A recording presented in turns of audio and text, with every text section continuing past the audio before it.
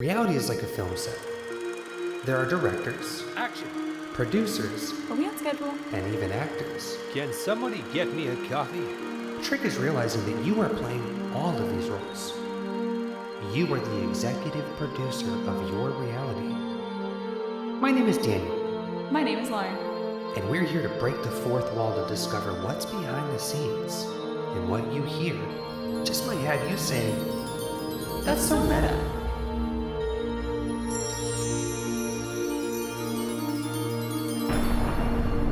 Hello, listeners. Welcome to That's So Meta, where we discuss the mystical, the magical, and the metaphysical. I'm your host, Daniel James. And I'm Lauren Marie. Today is March the 16th, I think so, yeah. 2020. Holy free holy. I made a point to mark the date so that people know when this was recorded and what the context is around collective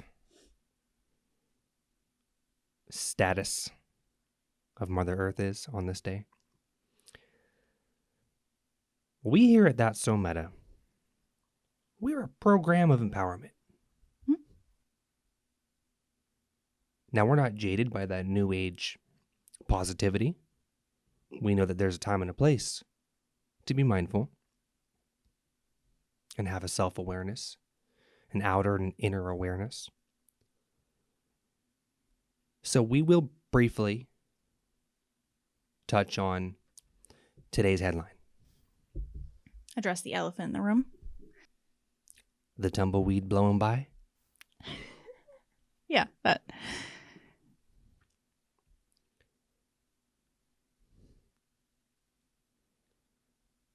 Right? I've prepared some notes.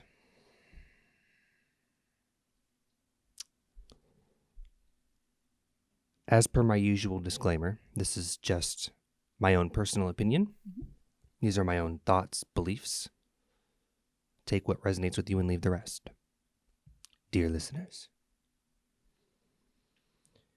if you're part of what's called the truther or the disclosure community, they do believe that it's a virus, but that it's being used as a cover for what's called as the mass arrests of criminals, the swamp, the elite, the cabal, and the rollout of a gold-backed global currency reset. If you're in the new age sort of ascension community, people think it's ascension related, that this is a triggering point for our consciousness to rise into a higher frequency or a lighter density or a higher dimension. Some people in alternative communities think that it's an artificially intelligent nanotech, a bioweapon that was designed specifically to target certain people for whatever agendas, that revolves around.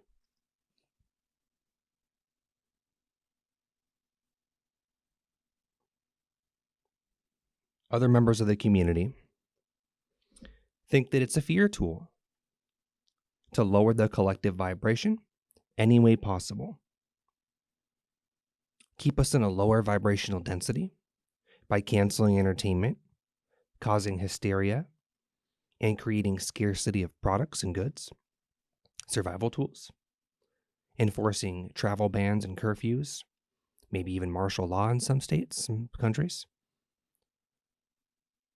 to force people into getting sick by all the fear that's being pushed through mainstream media. And then there's some people who think that it's a virus that leaked by accident and the zombie apocalypse is upon us. Well, folks, I've just described some of the usual suspects, some of the most common theories on what we think is happening here on Mother Earth Gaia. Mm. What are your thoughts and feelings? What do you think it is? Well, I can tell you that no matter how you spin it, we are in a state of panic as a society. Mm. There is a lot of fear. There are a lot of very low, dense vibrations. Mm. When you see your friends and your family and your colleagues watching the news, reading the headlines, scrambling to the store and buying everything in bulk, like a doomsday prepper, what I see isn't prevention. I don't see self-preservation or protection. I see trauma. Mm. I see people reacting out of fear from the propaganda because they are dealing with a lot of dense negative belief systems and structures that allow them to believe what they're being told and to act out of fear and violence and trauma. Now, what is happening to our society as a people? Well, essentially what's happening is there are lines being drawn in the sand. We're being told to stay away from each other, keep at a distance, stay 10 feet away. Right now, at the time that we record this, no one is allowed to congregate in more than 50 people or more, at least where we live, which is affecting businesses and work and the economy. So the point that I'm getting at here is it's creating separation, isn't it? It's division. But if you think about it, really, if you look at it from a higher dimensional perspective, it's not pushing us away from each other. It's actually drawing more attention on each other as a community. We're being forced to look at our neighbors, our friends, our family, our colleagues, our coworkers. The only thing is there's a negative spin on it. We're being told to look at them as a threat, right? As a danger, somebody who can infect us, somebody who can take our fucking toilet paper. But it's still an awareness on that person, on your community, on our people. So if anything, because what we do here on That's So Meta is create empowerment, we are being forced and called to look at each other and a community and a planet as a whole. But what if we don't look at each other as a threat? What if we look at each other in a community perspective? This is an opportunity, guys, to show what you really believe through your actions. You could take this circumstance, this experience, which is very strange, very foreign for many of us. Many of us have never experienced anything like this. This could be an opportunity for you to act out of love instead of fear. And act out of empathy instead of anger. We are being called to look at each other and our community.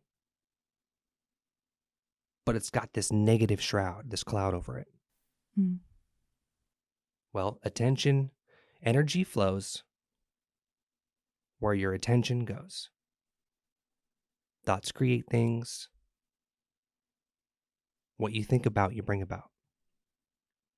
This is an opportunity for you guys to really harness your creator abilities as gods.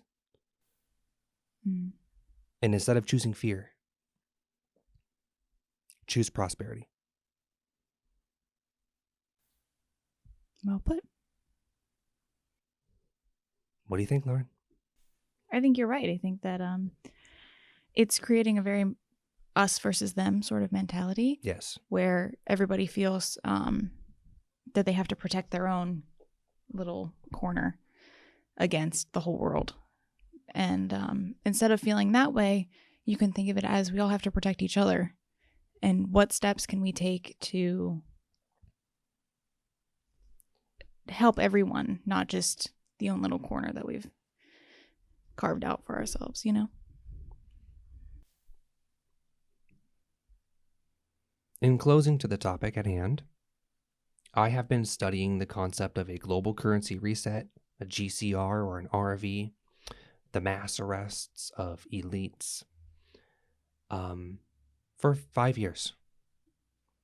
And every year, the story does recycle. Mm.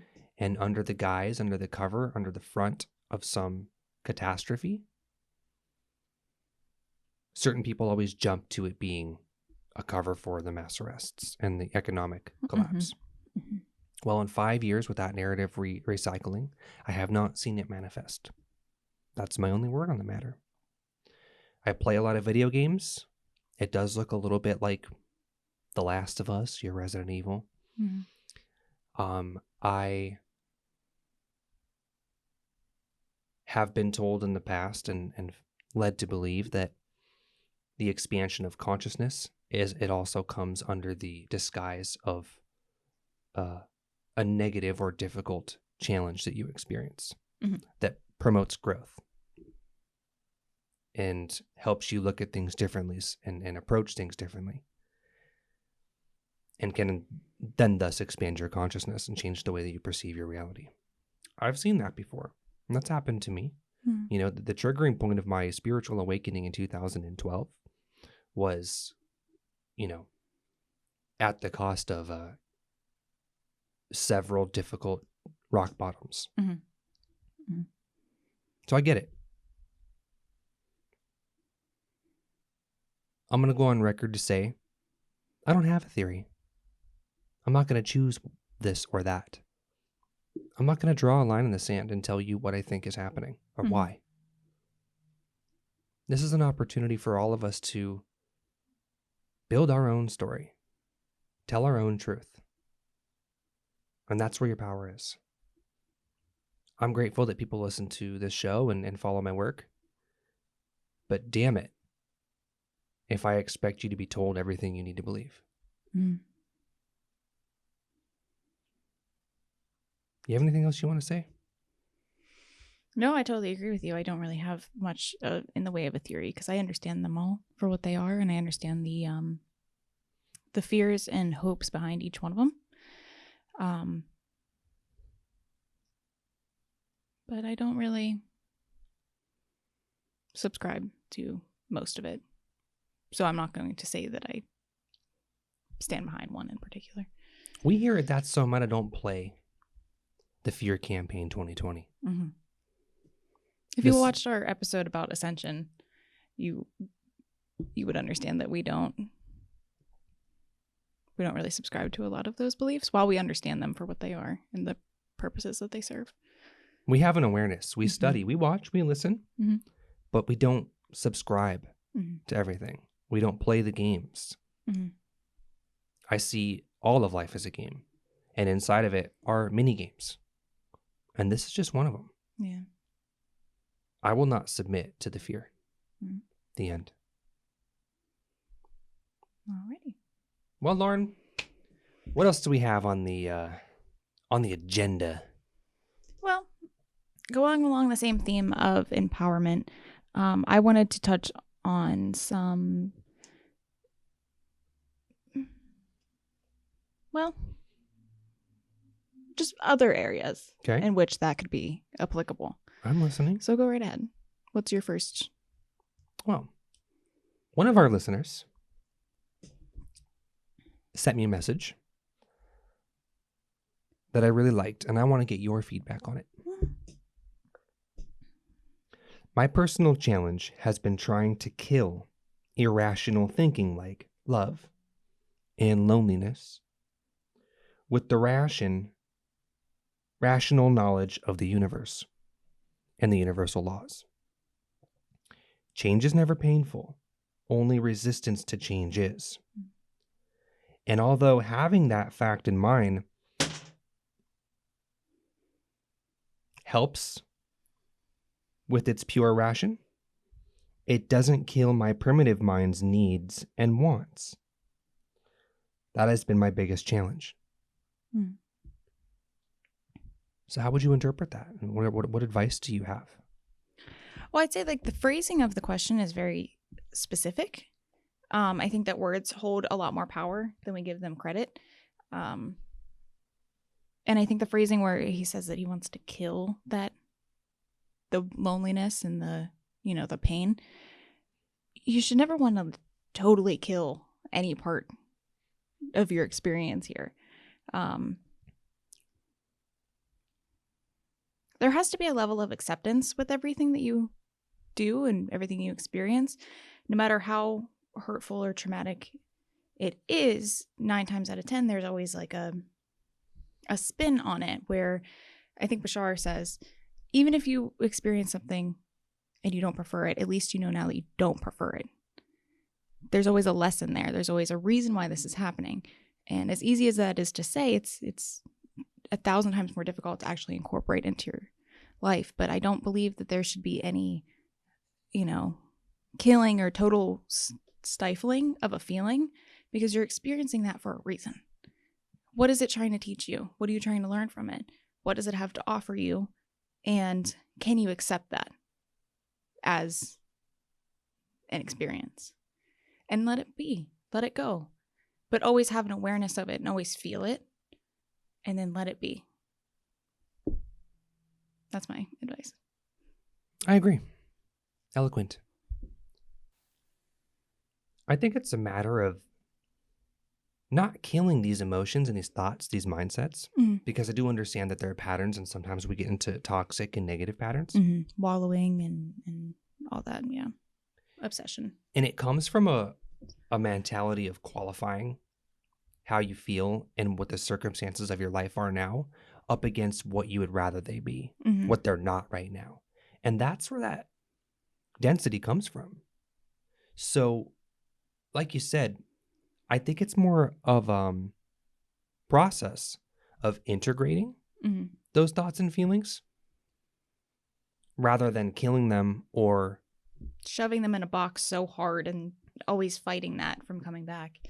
As long as you bring it in and you accept whatever it brings up. Do the shadow work. Understand where these feelings are coming from. If you're lonely, well, what do you have to learn about yourself that would aid that in a way, What is that lesson teaching you? Yeah. How can you integrate that into being something you can use as a motivator or a tool rather than something that is keeping you from the goal? So a lot of times with like the law of attraction is we often compare where we are now to where we want to be. And that creates a type of invisible resistance, which is what's called as the law of repulsion. And that's where like the paradox comes in. And I'll mention this on every episode because people just aren't using these tools. Right. And they're so helpful that if you validate your feelings, even if they're challenging and difficult, then you're actually extracting more meaning from them and more value from them. Rather than saying, this doesn't feel good, this makes me unhappy, this makes me angry, this makes me sad, I want to be somewhere else, I want to be someone else, I want to be doing something else than what I am now, then you're not extracting the lessons of the current circumstances. And they don't often change or evolve or expand until you do. So it's okay to feel your feelings. It's okay to compare where you are to somewhere else, but validate it. Yeah. Accept it as a necessary stepping stone in the direction that you're going. Don't invalidate where you are and then feel unhappy and stressed out and lonely and sick because you feel like you're lacking what you desire.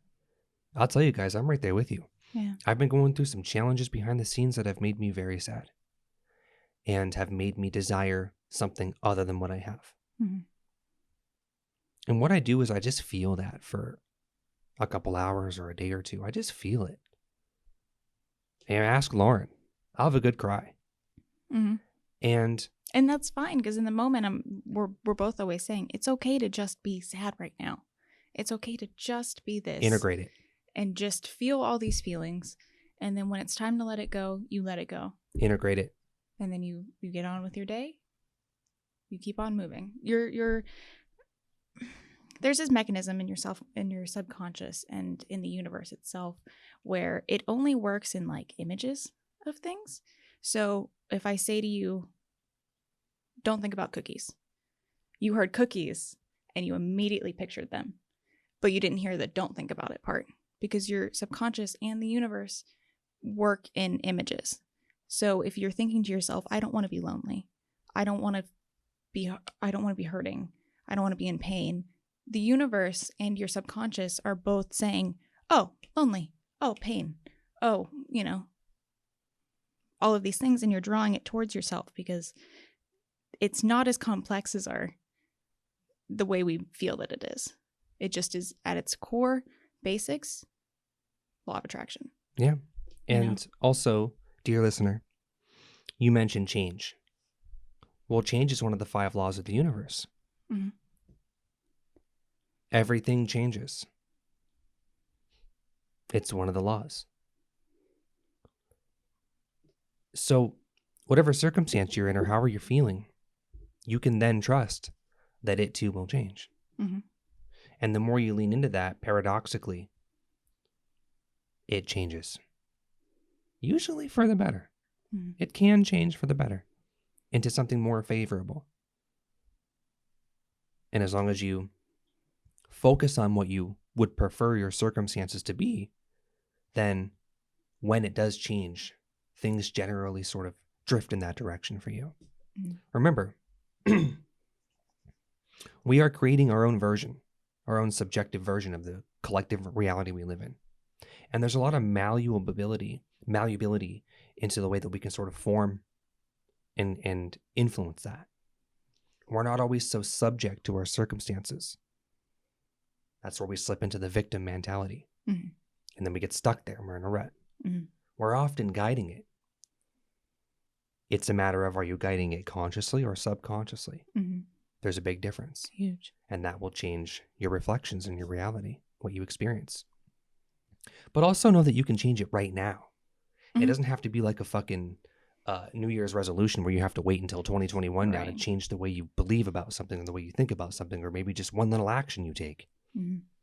You can change it just listening to this message and then be like, right now, I'm going to think about this in a way that I would prefer it to be.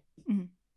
But I'm also going to accept and validate the way that it is now so that I can positively extract whatever lesson and message it has for me before it goes away. Mm-hmm. So that was an interesting remark and comment somebody wanted to share with us, and thank you for that. Thank you. Yeah. At the end of the day, you create your own reality. And as long as you're actively trying to remain empathetic and helpful to your community and yourself, we're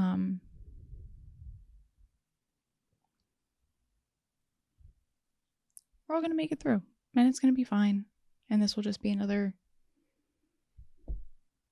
big thing that happened. It'll be a meme. Another part of history. We'll be memeing about this during the next drama. Yeah. So as long as you're just helpful, everything will be all right. Choose love over fear. Mm-hmm. Don't believe everything you read on the internet. Your actions create your reality. Action is the final energetic step in a manifestation. So whatever actions you're taking, those are your committal to the reality you expect to see for yourself. Think about that. When they say actions speak louder than words, that's the truth. Mm-hmm. Because your action, whatever action you take out of fear or love, is the one that you are saying yes to. Mm-hmm. Think about that. Mm-hmm. Stay in the now. Choose what you prefer in your mind and your heart.